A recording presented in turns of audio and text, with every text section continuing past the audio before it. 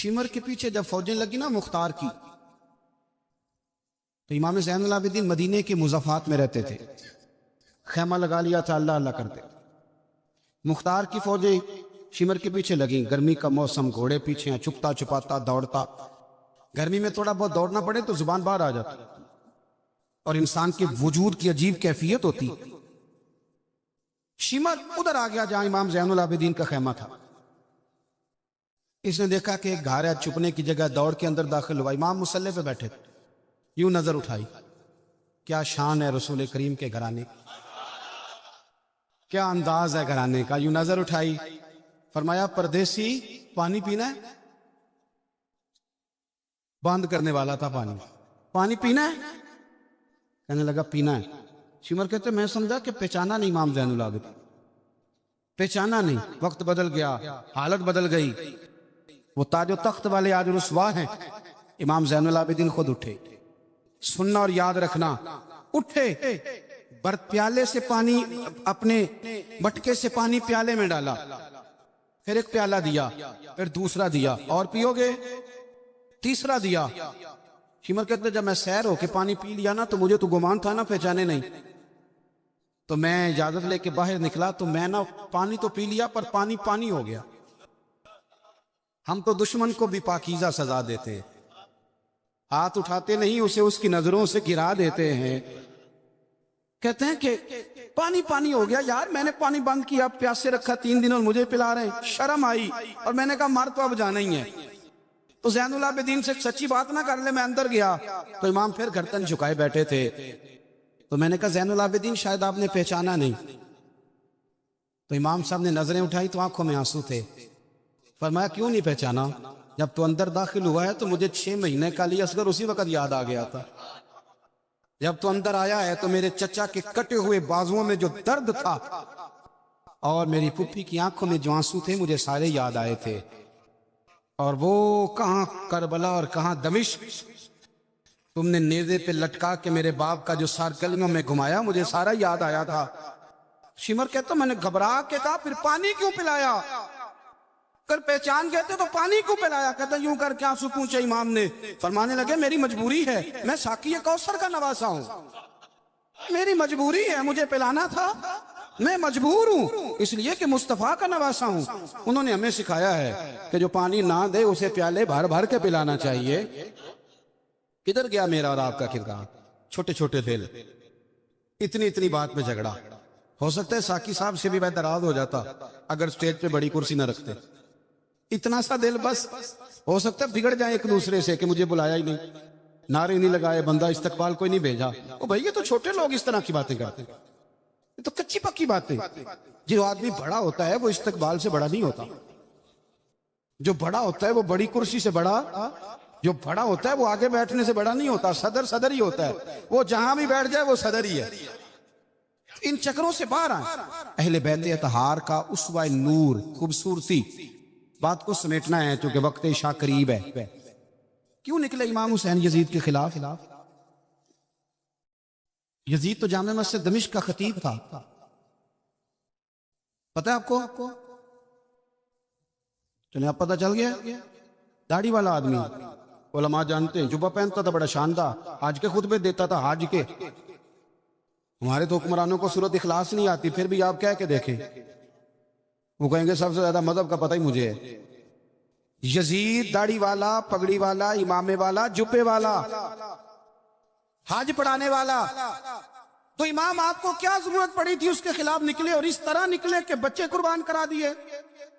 तो इमाम हुसैन के सारे खुतबे, सारे मदीने से मक्का, मक्का से मकामे बैजा, वहां से करबला, सारे खुतबे वही खुतबा फिर दमिश्क में इमाम ज़ैनुल आबिदीन का, वही फिर मदीने में इमाम ज़ैनुल आबिदीन का। इमाम हुसैन फरमाने लगे यजीद अल्लाह की हदों को तोड़ता है, रब के हलाल को हराम और हराम को। आपके मुल्क में कहा नहीं जाता कि मौलवी गुंजाइश निकालें सूद के बारे में? इतना बड़ा जुर्म जिसको कहा गया कि अल्लाह रसूल से जंग है, ये इतने बड़े हराम को हलाल करने जा रहे हो। कहा ये अल्लाह की हदों को तोड़ता है, नमाजें छोड़ के पढ़ता है, रंडियों का नाच देखता है, मुजरा जो आजकल गंद हर एक मोबाइल में आया है, ये इमाम हुसैन ने ये खुतबा दिया, फरमाया कि मुजरे देखता है, नाच देखता है, अय्याशियां करता है। और फिर इमाम हुसैन ने फरमाया मैंने अपनी आंखों से इसे मदीने में शराब पीते देखा है। फरमाया जो इतने बड़े कबायर करता हो उसके हाथ में हाथ दे दूं? यार समझो तो सही, इमाम हुसैन का जिहाद तो बेहयाई के खिलाफ, शराब के खिलाफ। इमाम हुसैन का जिहाद तो दीन को नाफिज करने का, नाफिज करने। नमाज पढ़ने से यजीद मना नहीं करता, नाफिज करने का जिहाद। इमाम ने बच्चे कटवा दिए, लेकिन इलेक्शन में बड़े शराबी की बड़ी फोटो के नीचे छोटी मेरी भी लगी है, और मैं सबसे बड़ा हुसैनी, सबसे बड़ा, यराने सारे शराबियों से, यजीदियों से, और सबसे बड़ा हुसैनी मैं। सारा गंद मिल्लत के जवानों के मोबाइलों में लड़कियों के कॉलेज के आगे लड़कों का रश, और बहुत सारी बच्चियां बेचारी पढ़ना छोड़ गईं, कॉलेज छोड़ गईं, इसलिए कि बाप निगरानी नहीं कर सकता, ड्यूटी नहीं दे सकता। और भाई ये सारे हुसैन के मानने वाले हैं, ये इमाम अली मकाम के मानने वाले हैं। या अपने मुल्क में अपनी बेटियां महफूज नहीं, हिंदुओं से खतरा है, यहां सिखों से खतरा है। ओ मेरे अजीज याद रख, अगर तू गंद देखता है, गंद को प्रमोट करता है, गंद की बात करता है और इस बेहयाई को फरोग देता है, तो क़यामत वाले दिन इमाम हुसैन का हाथ होगा, तेरा मेरा गिरबान होगा। हजरत अली अकबर मैदान महशर में खड़ा करके सवाल करेंगे कि मैंने बाजू कटवा दिए और तेरे हाथ चलते रहे गंदगी के लिए, इसको प्रमोट करता रहा। हजरत अली अकबर सवाल पूछेंगे, नौजवानों याद रखना, नौजवान वो नहीं होता जो कहता है कि मैं जिधर जाता हूं तो उधर मैं होता हूं, मर्जी से सोता हूं, मर्जी से उठता हूं, मर्जी से खाता हूं, 15-15 लड़कियों के मेरे मोबाइल में नंबर हैं। ये जवानी नहीं, ये तो कमजोरी है, आप ये तो नफ्स की गुलामी है। जवान तो वो होता है जितना कद ऊंचा हो उतनी नजरें झुकी हुई हैं। जवान तो वो होता है जितना ज्यादा अल्लाह कुव्वत दे, अपने सारे मामलात को, अपनी अक्ल को, अपनी कुव्वत को वो दरे रसूल का गुलाम बना दे। मोहम्मद बिन कासम आए यहां लड़ने के लिए, राजाधार से मुकाबला, 17 साल का नौजवान, कितने सालों का बोल के बताए? 17.5 साल का मुंडा की कर लेंदा वैसे, बर्गर खाने के अलावा, घर में लड़ाई करने के अलावा। और ये गलती हमारी है, हमारे यहाँ कोई बड़ा नहीं होता, जब बच्चा होता है तो कहते हैं अभी बच्चा है, इसलिए गुस्सा करता है, और जवान हो जाए तो कहते हैं खून गर्म है, बूढ़ा हो जाए तो कहते हैं उन्हें पता ही नहीं लगता। ये सियाने होने की केड़ी उम्र है जी, वो भी बता दें, उसका भी कोई बहाना बताएं, कब समझदार होगा। 17 साल का नौजवान, इश्क लगा सी खेडा खेड दी नूं, ते फिर खेडा भुल गई, कज्जल पाया सी यार दे वेखने नूं, फिर ओदी याद विच रोंदियां ही डुल गई। हैदर शाह इस कली कदे ना रुलदी, पर हुण ते रुलदी रुल गई। मोहम्मद बिन कासम आए तो एक बुजुर्ग ने देखा मोहम्मद बिन कासम बड़े परेशान है, कहने लगे पुत्र खैर है, खैर है? तो कहने लगे हुजूर ना तो रस्मों का पता है हिंदुस्तान के, और सुना राजेदार की फौज भी बड़ी मजबूत है, कैसे लड़ूंगा? कहने लगे बेटे तो हिम्मत कर, मैं दुआ करूंगा, अल्लाह तेरी मदद करे। चंद दिनों के बाद वो बुजुर्ग फिर मिले तो मोहम्मद बिन कासम बड़े हशाश बशाश, तो बुजुर्ग कहने लगे आज बड़े हशाश बशाश हो, खैरियत है? मोहम्मद बिन कासिम कहने लगे हुजूर मुझे पता चल गया है, 2 से 2.5 घंटे लड़ेगा, राजादार फिर भाग जाएगा, इससे ज्यादा मेरे मुकाबले में ठहरेगा नहीं। कहा क्यों? कहने लगे मैंने पता कराया है, वो नजर का गंदा है, इन्हें मालूमात कराई है, उसकी तो फुफ्फी की, मामू की, खाला की, चचा की बेटी उसकी गंदी नजर से महफूज नहीं, इनके पेटों में रिस्क हराम हो और आंखों में बेहयाई हो, वो कभी किसी मैदान में खड़े नहीं रह सकते, 2 घंटे से ज्यादा खड़ा नहीं रहेगा। कहने लगा हुजूर मैं 17 साल का नौजवान हूं, या मैंने काबा देखा है या कुरान देखा है, और जब दिल ज्यादा ललचाता है तो मुस्तफा की कब्र अनवर को देखा करता। हमने बाहया जिंदगी रखी हुई है। सुने अल्लाह जज़ाए खैर, सुने इमाम हुसैन ने ना सर सजदे में कटाया और तिलावत नेज़े की नोक पे भी जारी रही। आज महफिल से जाने के बाद जिसने 2 नफल नहीं पढ़ने और सिपारा कुरान पाक का नहीं पढ़ना, मुझे ये लगता है कि उसने भी महफिल का मजा नहीं चखना। कम अज कम इतना तो करो यार कि सिपारा रोज का। हजरत अब्दुल्लाह इब्ने ज़ुबैर इमाम हुसैन की शहादत पर तकरीर कर रहे थे और फरमा रहे थे तुमने कूफियों जालिमों उसको शहीद कर दिया जो 3 दिन से पहले पहले कुरान पाक खत्म किया करते थे। और मैं जब भी दिन में उन्हें मिलता था उन्होंने रोजा रखा हुआ होता। 3 दिन में कुरान खत्म करें तो रोज के कितने सिपारे बने? मैं और आप कितने पढ़ते हैं? मैं गुजारिश करता हूं, मैं मिन्नत करता हूं, कुछ ना हो सके ना, मेरे अस्सा फरमाया करते थे, कुछ ना हो सके तो कुरान मजीद एक दफा घर में खोल ही लिया करो। फरमाते थे उसके सफ़ों से ऐसा नूर निकलेगा कि तुम्हारा घर रोशन हो जाएगा। इसे खोल ही लो, कुरान से प्यार करो, इस्लाम से प्यार करो, दीन को अपनाओ। बच्चे उस वक्त नहीं नमाज पढ़ेंगे जब आप घर में लेक्चर देंगे कि नमाज पढ़नी चाहिए। आप मुसल्ला बिछा लें, 1.5 साल का बच्चा भी आपके साथ खड़ा हो जाए, उसको पता कोई नहीं नमाज क्या है, पर अब्बा पढ़ रहा है तो वो इंशाल्लाह पढ़ेगा। माँ सवेरे कुरान मजीद खोल ले, 3 साल की बेटी जिसको कुछ नहीं आता वो भी सकाफ लेके ना और सपारा लेके अलिफ बात आसा पड़ेगी। ओ मेरे भाई, फिर वो जब 3 साल की बेटी अपने बाप के लिए हाथ उठा के दुआ मांगेगी ना, तो मुझे लगता है अल्लाह रहमतों के सारे दरवाजे खोल देगा। इसलिए अपनी जिंदगी को सजाएं, सवारें। मोहब्बतें तकाजा करती हैं कि महबूब को तोहफे दिए जाएं। मोहब्बतें तकाजा करती हैं कि महबूब के लिए कुर्बानी दी जाए। वो आशिक झूठा होता है जो मोहब्बत तो करता है, कुर्बानी कोई नहीं देता। वो नाकाम आशिक होता है जो मोहब्बत तो करता है पर महबूब के लिए कोई तकलीफ बर्दाश्त नहीं करता। मेरे रसूल करीम अलैहिस्सलाम ने ना, हमारे यहाँ लोग समझते हैं जी मैं लाडला हूं जी। भाई क्या मतलब? कहते हैं मैं लाडला हूं, मुझसे प्यार बड़ा करते हैं। आपको पता है लाडला कौन होता है?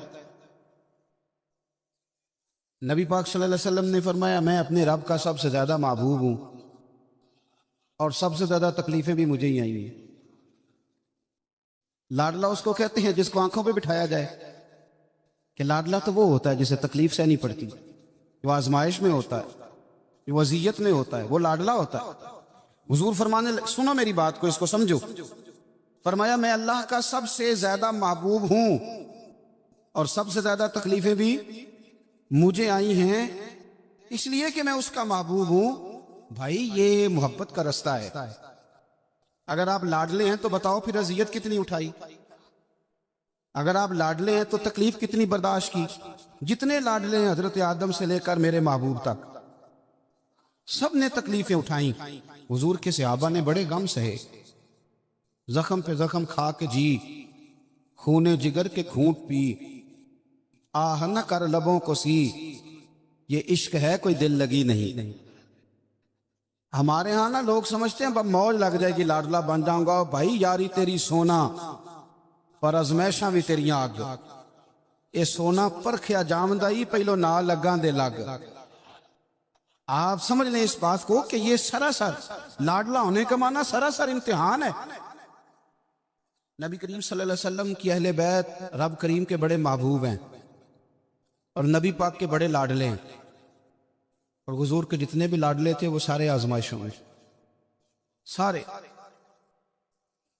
लाडला वो पीर साहब का बेटा होता है जो करता कराता कुछ नहीं, वो मादरदाद वली है जी, लाडला है। मतलब क्या कहते हैं? ये कुछ भी नहीं करता। 4-5 बंदे होते हैं जो इसके जूते उठाते हैं, टिश्यू पकड़ते हैं, आगे पीछे दौड़ते हैं। ये लाडला है।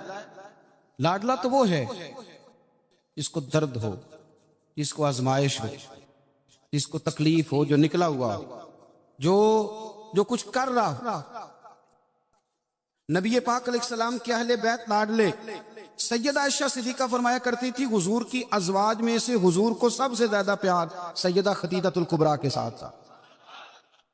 सैयदा खदीजतुल कुबरा रदी अल्लाह ताला अन्हा मोमिनों की माएँ हैं।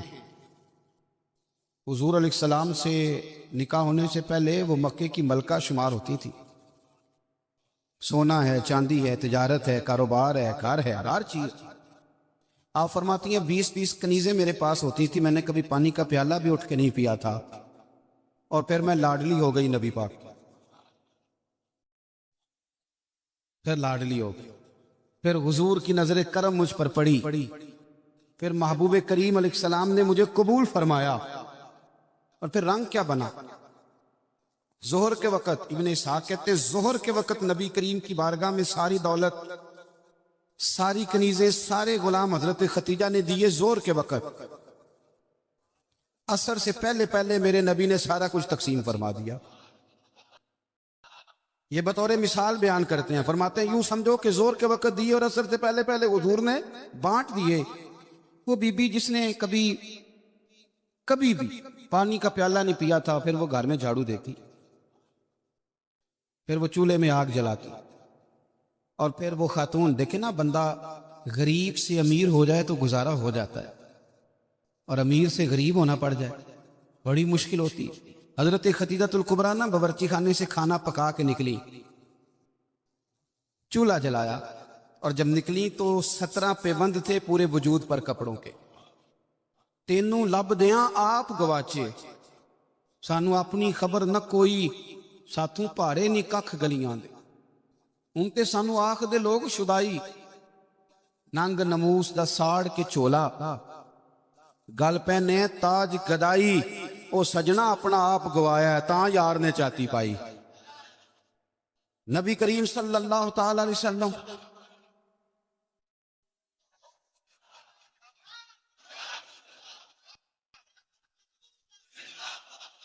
सुने, हजरत खतीजा ना खाना पका के निकली नबी पाक के लिए। पुराना दुपट्टा, पेबंद लगे कपड़े, हाथ काम किया है तो उन पे थोड़ी सी मट्टी भी लग गई।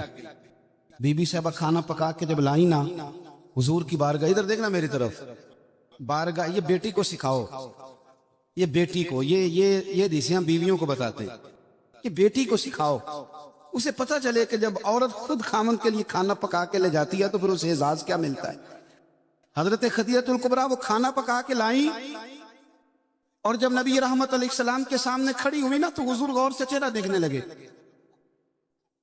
गौर से। तो हजरत खतीजा अर्ज करने लगी, हुजूर क्या देख रहे हैं? फरमाया, खतीजा देख ये रहा हूं कि आपके आने से पहले पहले जिब्रील अमीन आ गए,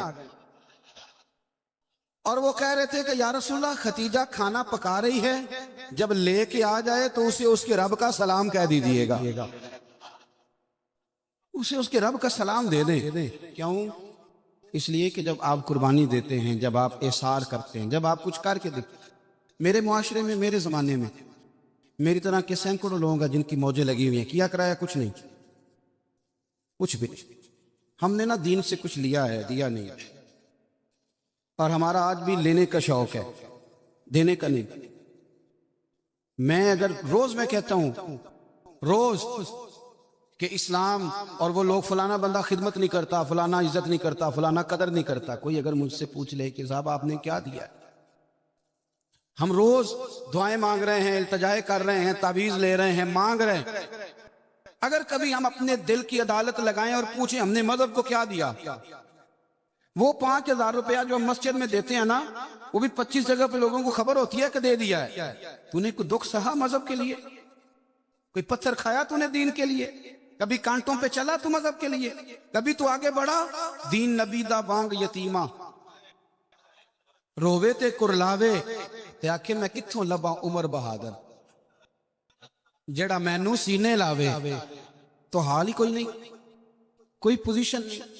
जो लोग थोड़ा बहुत दीन का काम कर रहे हैं, उलमा और मशाइख, उन पर भी हमारी तनकीद सांस नहीं लेने देती। वो भी हमारे नजदीक शायद वो मखलूक ही नहीं जिससे हम प्यार करें। हम उन्हें हिस्सा नहीं बनाना चाह रहे मुआशरे का, कभी उनसे इंसलाक नहीं चाह रहे। दोस्तों, मजहब को तो जरूरत है। मैं सैकड़ों ऐसे लोगों को जानता हूं जिनकी बगल में PhD, MPhil, MSc की डिग्रियां हैं, पर दीन की अलफ बात आसा को नहीं जानते। और हम क्या कर रहे हैं? मेरी तरह के बंदे तकरीरें कर रहे हैं, वो कह रहे हैं लोगों को देखो जी कौन कितनी खराब हो गई, लोगों को जनाजा नहीं आता। अगर को मुझको खड़ा करके पूछ ले कि आपने कितनों को याद कराया, इसका क्या जवाब है मेरे पास? लोगों को जी दुआए कुनूत नहीं आती, तो भाई आपने कितनों को याद कराई? बताइए, कितनों को आपने मगरिब के वक्त, इशा वक्त बुला के कहा भाई इधर आओ? हमारे एक बुजुर्ग थे, तो उनसे किसी ने कहा हुजूर दीन की तबलीग किस तरह करनी चाहिए? बंदा सादा था, फरमाने लगे तुझे इल्मी माहौल में नहीं समझाऊंगा, तेरी जुबान में समझाऊंगा। दीन की दावत, दीन का पैगाम, दीन की तबलीग कैसे करनी चाहिए? फरमाने लगे कम से कम उसी तरह कर लिया करो जिस तरह किसी से उधार पैसे लेते हुए। किस तरह लेते हैं भला? टेलीफोन पे कह देते हैं 2 लाख दे जाइए, सलाम अलैकुम भाईजान, आपसे काम था। वो कहता बताओ। कहते नहीं टेलीफोन वाला नहीं। बताओ कहाँ हो? वो कहता मैं 1:30 बजे आऊंगा। कहता मैं 1:15 दरवाजे पे खड़ा रहूंगा। फिर उसके घर पहुंच जाता है। फिर जाके इस दुख से अपनी कहानी सुनाता है कि शायद सामने वाला रो ही पड़े। और अकेले में ऐसे होता है कि नहीं? चलो ना ही कर दो, मुझे पता चले कि होता है कि नहीं। इस दुख से दास्तान सुनाएगा कि रो ही पड़े वो। अपने कस्में उठाएगा कि बंदा बड़ा अच्छा हूं, वापस भी टाइम पे कर दूंगा। जब अपने हक में कायल करना हो तो इसके पास दर्जनों तरीके। और अगर अल्लाह रसूल के हक में कायल करना हो फिर पता कैसे तबलीग होती है। दरवाजे पे एक बंदा खड़ा है, ये नमाज पढ़ने आ रहा है, तो उसको कहता है वो पढ़ लेकर नमाज देने पैसे कितने कर देनी। ये दावत दे रहा है नमाज की। वो क्या कहता है? कहता जा तू अपनी कब्रें पहना है, मैं अपनी कब्रें पहने। इस तरह दावत होगी दीन की, इस तरह पैगाम फैलेगा। ये जब हम नारा लगाते हैं ना ताजदार खत्म नबूवत जिंदाबाद, ये अकीदा है, ये इस्लाम की असास है। और आपको पता है जब आपने कहा नबी पाक आखिरी नबी है तो फिर आपकी जिम्मेदारियां कितनी बढ़ गई, ये पता है आपको। फिर आप आराम से घर बैठ सकेंगे, फिर 10 घंटे की नींद करेंगे, फिर आपके पास टाइम निकलेगा मरी जाने का, फिर आपके पास वक्त होगा कि आप जाके किसी होटल पे होटलिंग करें। हुजूर तो आखिरी नबी है, अब दीन का सारा काम तो रसूलुल्लाह की उम्मत ने करना है।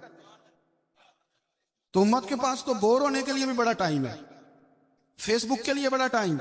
भाई जितने महबूब थे, जितने प्यारे थे, उन्होंने कुर्बानियां दी। सैयदा तैयबा ताहिरा हजरत फातिमा ज़हरा। यारो कायनात में इतना प्यार, हुजूर की 4 बेटियां हैं, ये छोटी थी। जितना प्यार मेरे नबी ने सैयदा से किया। का लोगों इसको अलग ना समझना, फातिमा तो बिदअत तो मिन्नी, ये मेरे मेरे मेरे जिगर का टुकड़ा है, मेरे वजूद का हिस्सा, अलग ना समझना।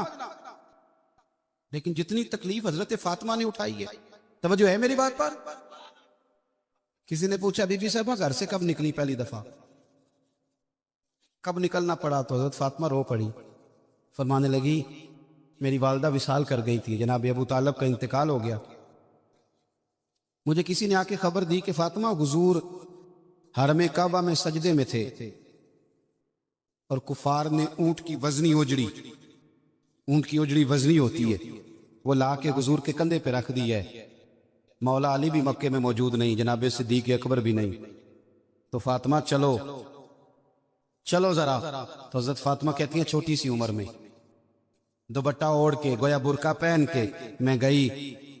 और फरमाती हैं फिर जाके मैंने रसूल करीम के सर अकदस से ओजड़ी उतारी। ये शहजादी हैं, ये कायनात की मालिका हैं, ये जन्नती औरतों की सरदार हैं, पर इनकी आजमाइश तो देखो। फरमाती हैं मैंने वो ओजड़ी उतारी, फिर हुजूर को उंगली थाम के मैं लाई आबे जमजम के कुएं पर। फिर मैंने रसूल करीम सल्लल्लाहु ताला अलैहि वसल्लम के सर अकदस पर जुल्फों पर पानी डाला, फिर मैंने धोया। और कहती जब मैंने नजर उठाई तो हुजूर रो रहे थे। जब हुजूर रोए तो मैं खुल के रोई। तो फिर मैंने दुआ की, अल्लाह जिसने मेरे बाबा को तकलीफ दी उन्हें तबाह हो बर्बाद कर दे। सजदा फरमाया करती थी जिनके लिए मैंने उस दिन दुआ की थी सारे बदर में मारे गए, बदर में मारे गए। इनकी तकलीफ देखो। कौन इतना गरीब है इस मजमे में जिसकी बेटी इतना काम करे कि हाथों पे छाले पड़ जाए? हैं वैसे सबकी बच्चियां दुखी। जिसको आप टटोलेंगे वही कहेगा दामाद बड़ा जालिम है। मेरी बेटी तो लाडो में पली हुई थी। है कोई इतना गरीब जिसकी बेटी इतना काम करे कि हाथों पे छाले पड़ जाएं? और सैयदा फातिमा ने अपने घर में मिट्टी गूंद के लेपा पोती भी की। सैयदा फातिमा ने चक्की पीसी। चक्की मेरे मुल्क में जिसको सजा मिलती है उसे चक्की पीसने पे लगाते हैं। बीबी साहबा ने चक्की पीसी। क्या देते हो? सुन लेते हो? कभी पता है आपको कि खातूने खामा वॉशिंग मशीन पर कपड़े धोती है तो रात को कहती है 2 गोलियां ला दो पैनाडॉल की, बड़ी थक गई। ओ भाई चक्की पीस के खाना पकाया और एक वक्त खाया तो एक वक्त भूख काटी, अजियत और तकलीफ में वक्त गुजारा। हजरत मौला अली का जब निकाह हुआ तो अपना मकान कोई नहीं था, मस्जिद में सोते थे। हजरत आरसा बिन नौमान का मकान महबूब ने लेकर दिया, उसमें वक्त गुजारा। तकलीफें हैं, आजमाइशें हैं, लेकिन जब दीन को कुछ देने की बारी आती है। हजरत सैयदना सलमान फारसी फरमाते हैं नबी करीम अलैहिस्सलाम के पास मेहमान आया तो हुजूर अलैहिस्सलाम ने फरमाया मेरे घर में ज़ाहिरी तौर पर कुछ नहीं, जाओ कहीं से पता करो। जनाब सलमान फारसी फरमाते मैं हजरत अली के दरवाजे से गुजरा तो मौला अली पूछने लगे खैरियत है? मैंने कहा मेहमान आया है। तवज्जो है मेरी बात पर? समझ आ रही है आप हजरात को? मेहमान आया है, उसके पास खाने को कुछ नहीं, तो कहते मैं मौला अली से बातें कर रहा था तो सैयदा फातिमा अंदर सुन रही।